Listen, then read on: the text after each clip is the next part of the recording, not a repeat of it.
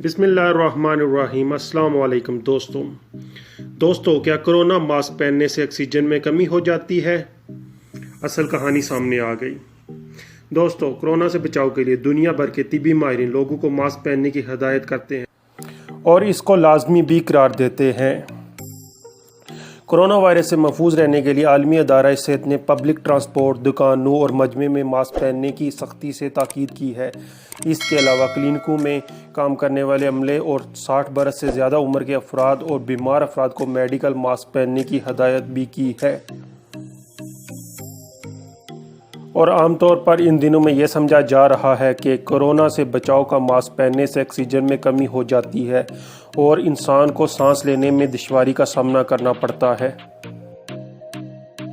اس بات کو برطانوی نیشنل ہیلتھ سینٹر کے ڈاکٹر جوشوا وارچ نے مسترد کرتے ہوئے ایک ویڈیو شیئر کی جس میں انہوں نے حقائق بیان کیے۔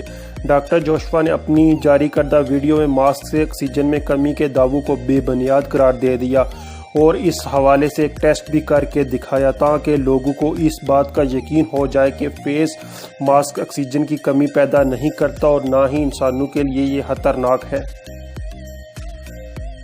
برطانوی ڈاکٹر جوشوا کا کہنا تھا کہ ماسک پہننا انسانی جسم میں آکسیجن کی کمی کا باعث نہیں بنتا اور نہ یہ جسم میں داخل ہونے والی آکسیجن کو روک سکتا۔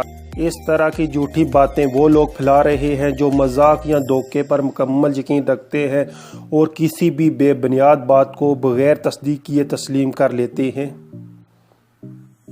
انہوں نے عوام سے اپیل کی کہ ماسک آپ کی حفاظت کے لیے ہے، اگر آپ کو اسے پہننے کا کہا جائے تو اسے ضرور پہننا چاہیے۔